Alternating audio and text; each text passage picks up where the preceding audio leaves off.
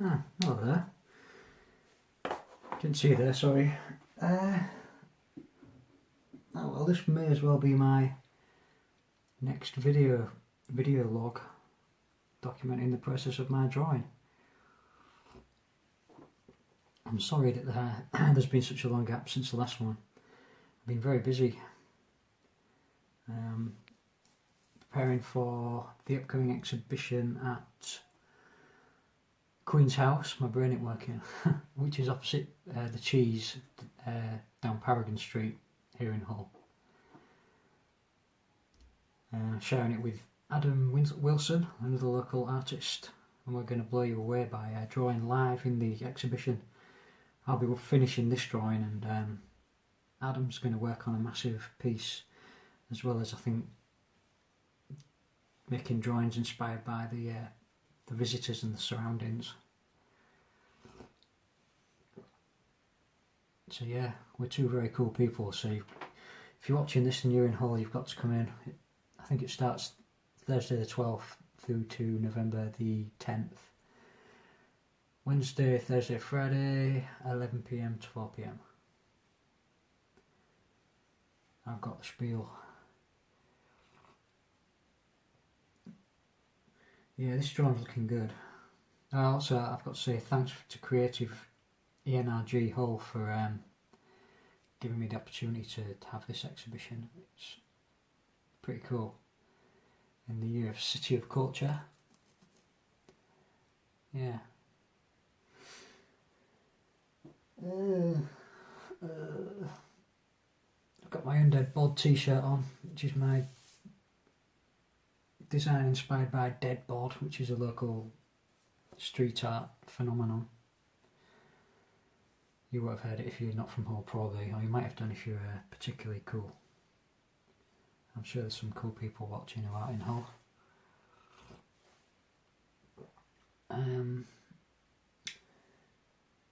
Yeah.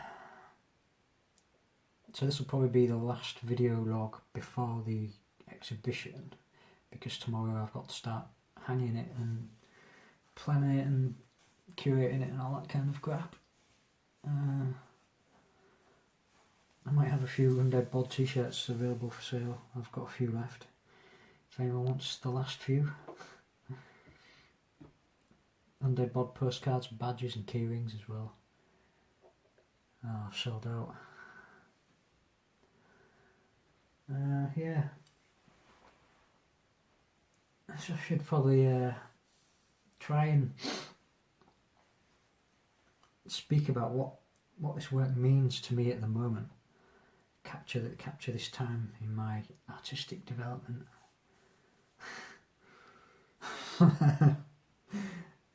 It don't actually mean anything concrete, if I'm to be completely honest. I try and get my work to emerge from my subconscious. Without a lot of conscious thought. Just I don't try and force any hard concepts. They just evolve naturally. But that brings into question like the nature of consciousness and what is the subconscious and the conscious and all that kind of crap.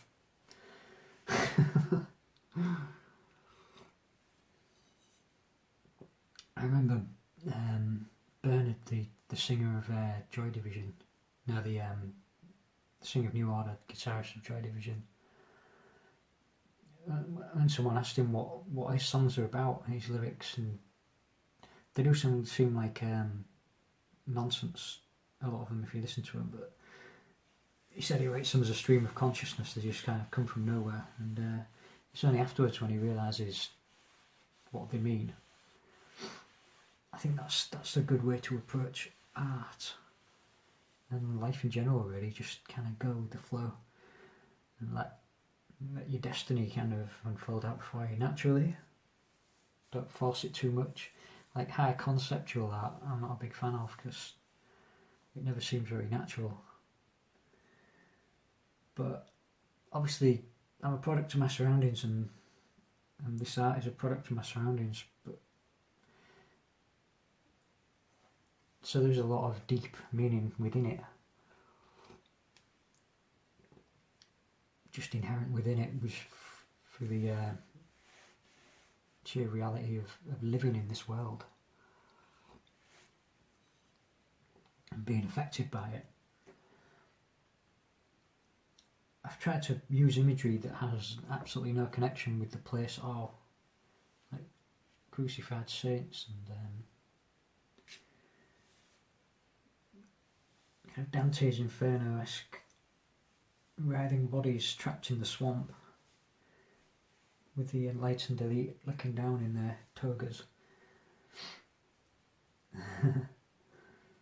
Yeah, they're the Illuminati actually, those two people. Wow. But there's the imagery of the actual estate, which is this ordinary suburban environment that a lot of us are trapped in. There's no escape unless you have money. I used to dream of being a rock star or something, or famous artist, but there's no. This is the reality of life, really, for most of us. It can seem really boring and mind-numbingly frustrating at times. Just these ordinary domestic situations that we can be trapped in. But this drawing's all about trying to transcend that when you don't have any resources to do so. It's all kind of in your head. People trapped in the swamp, that's us really. I mean, even the enlightened elite, the billionaires and such, they're all still trapped as well. We're all trapped in our own little worlds kind of thing, no matter how much money we have. But yeah, money buys us a lot of freedom, physical freedom to move around and do what you want. If I had more money, I'd have more time to work on my art, but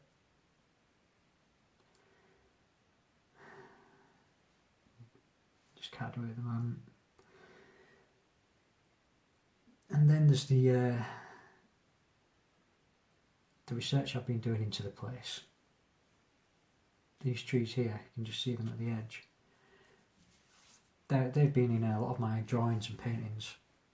This little particular row of hawthorns, very old hawthorns, could be a few hundred years old, and actually part of a hedgerow of the old medieval farm, the West Bulls farm, which I found on a map from 1500.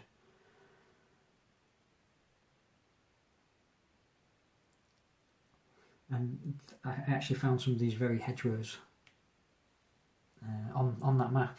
So this land is like, it's been intensely worked for a long hundreds of years, possibly thousands, I don't know. One clue to the ancient past on the estate is on this 1500 map, the fields next to this West Bulls farm were named Gengs, Gengs. I did a little bit of research into that word, and some people think it could be a relic of an ancient world from a lost language, kind of a Indo-European language, pre-Saxon, pre-Celtic and all that, from some of the original inhabitants of the island who moved in after the Ice Age. And it means pathway, routeway kind of thing, gangway. So I thought this area at that time would have been swampland.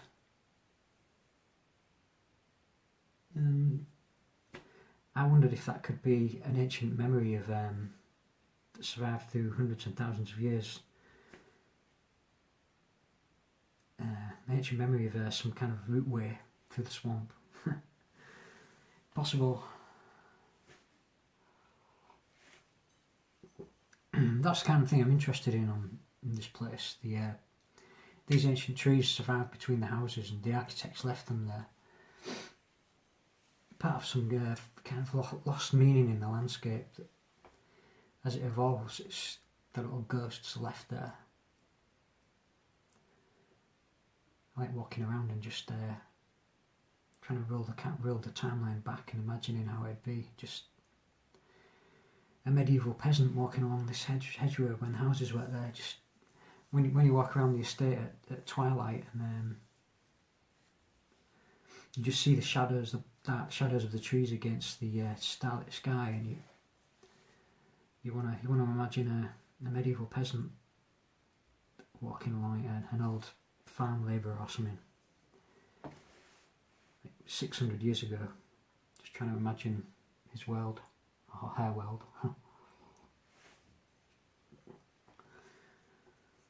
Again, just transcending the place, trying to escape in your imagination. But it's that knowledge that helps you do it. I mean, I didn't know these trees were part of an ancient hedgerow until I went to the Beverley Treasure House and dug through all these old records and things. Yeah. And then, of course, there's the virtual reality element to it.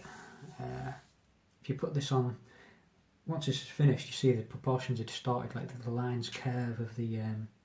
This should be a straight line. This curve, but it bends, and that's the dimensions are warped, so that once it's finished, they'll take a digital image and you'll be able to put it in a virtual reality headset, and that'll bend the image around you and straighten it all out, and the gyroscopes will track your head movements so you can look up and into the sky or down onto the pavement and behind you, kind of thing. You'll be inside the drawing. But yeah, that again speaks to transcendence, trying to transcend the place, escape from it, while at the same time acknowledging that you're trapped in it. So when I was in my 20s, there was a virtual reality technology commercials emerged commercially, sort of the early mid-90s, and it was going to be the next big thing. I think Atari were developing a headset for the Jaguar, or Jaguar if you're American, but it never came to fruition. The technology wasn't quite up to scratch, and I was really excited at the time, and I was disappointed that it never happened, because I was really into video games, and the thought that I could actually be inside a game just was very exciting to me.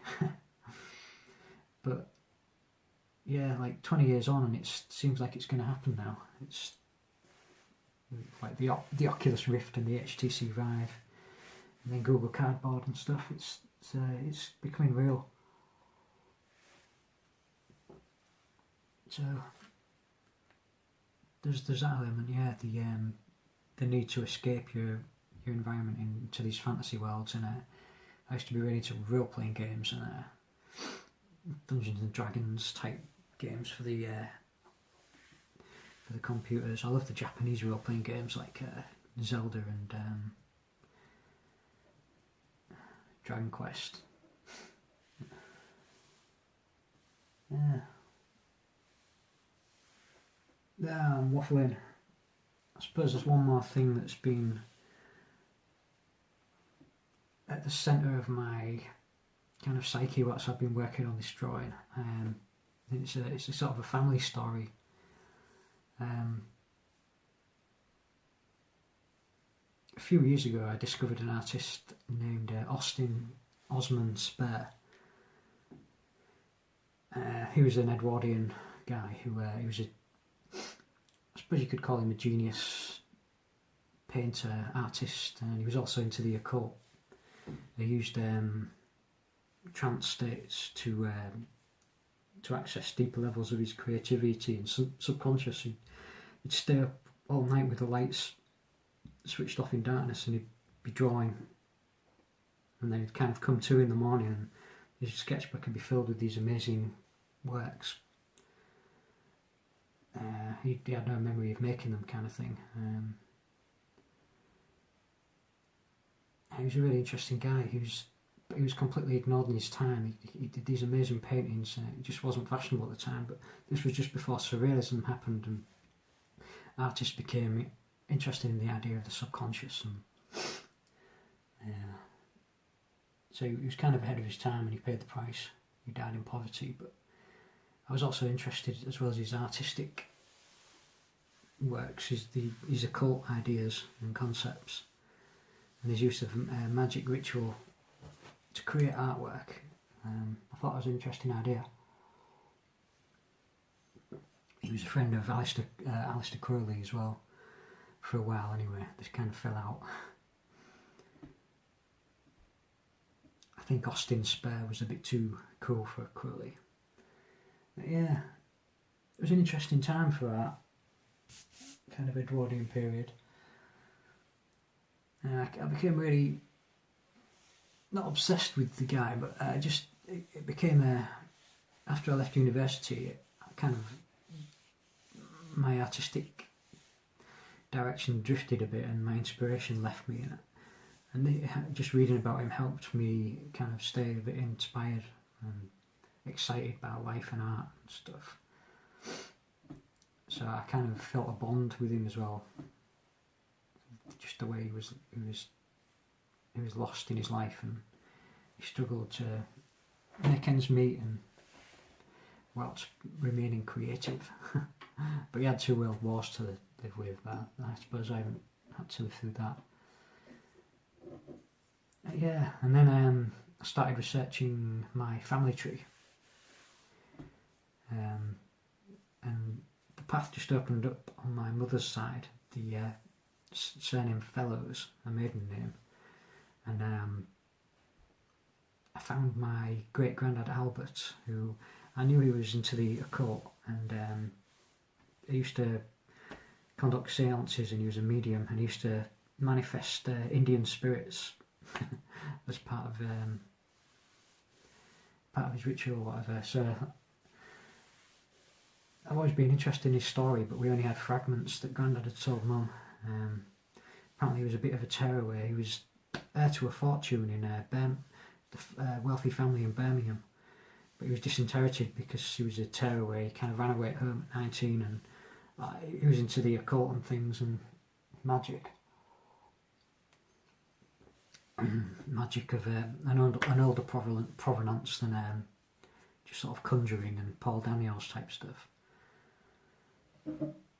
Like real magic.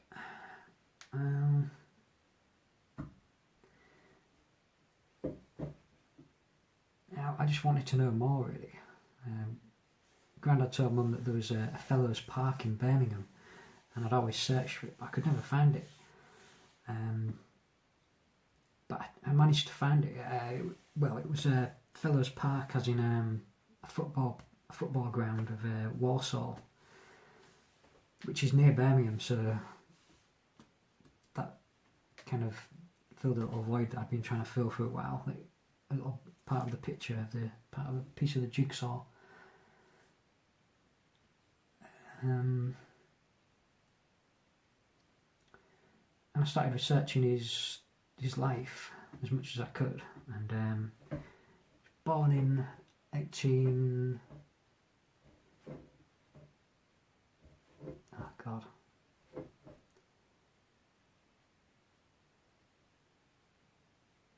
1871. My mind's not working properly, so I've hardly had any sleep trying to get this drawing in a fit state to exhibit. 1871 in Walsall to Elizabeth Fellows, and I couldn't find his dad because she was listed as a widow, which could mean she was separated from a partner, husband, whatever. And in the census records, you kind of lied if there was some shame in a broken marriage or something. So poor Elizabeth had to bring them up on her own, and he had a brother named Benjamin, slightly younger than him, and Benjamin lived out his life, as far as I could find, in Walsall. He got married, couldn't find any kids, but Albert, my great-granddad, Benjamin's brother, he'd left home by the age of 19, and I found him living in London. So don't know how he ended up there, and there he signed up with the Seaforth Highlanders, a regiment in the army. I found his military documents as well, which was really interesting. Probably about 10 pages of his own military documents. Kind of sent a shiver down my spine seeing them and his signature and everything.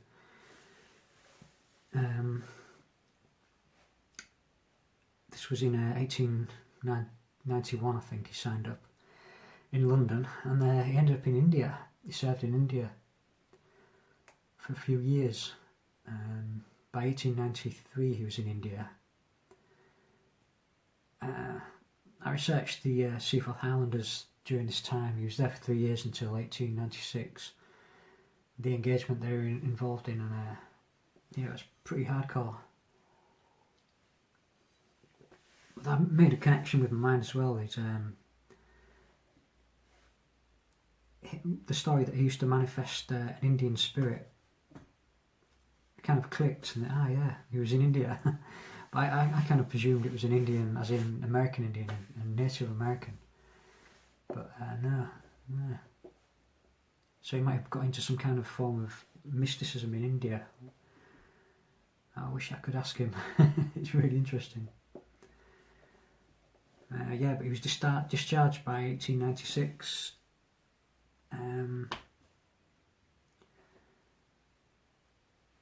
Through ill health, no misconduct or anything.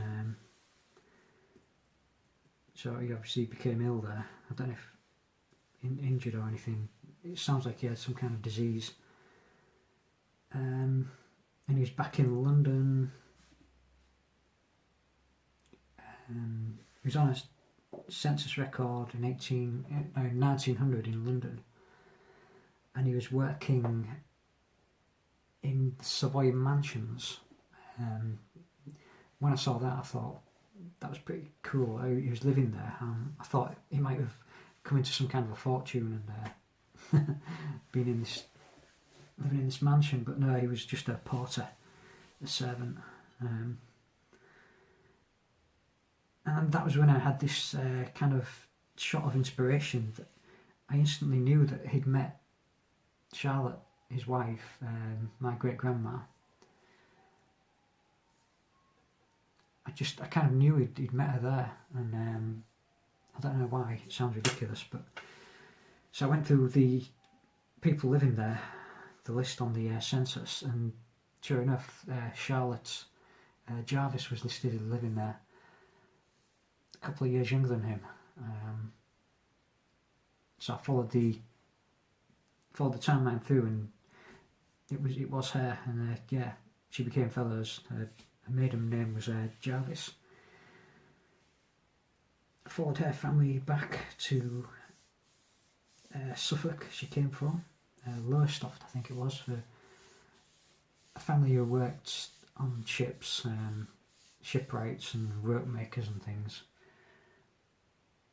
Which is interesting because the other side of my family are all real strong seafarers, living in Hull, obviously, the Hoppers. Especially my granddad, who's a great guy, a war hero. Served in the Merchant Navy in the war on the Arctic convoys. His ship was torpedoed off the coast of Canada. Many of the crew died, but he miraculously survived. Yeah, so that was interesting. So I thought that was really nice. Albert and Charlotte probably met in the Savoy Mansions. I'm going to go there one day and just see the place. I think it's still there. But I kind of started wondering how they'd met, and just that little spark that you feel when you meet someone, and how it happened, how the romance began and stuff. But just at the end of Victorian England as well, when the Empire was still, the sun never set there, and different times, just the dawning of the Edwardian period, 2 horrific wars ahead of us. But yeah.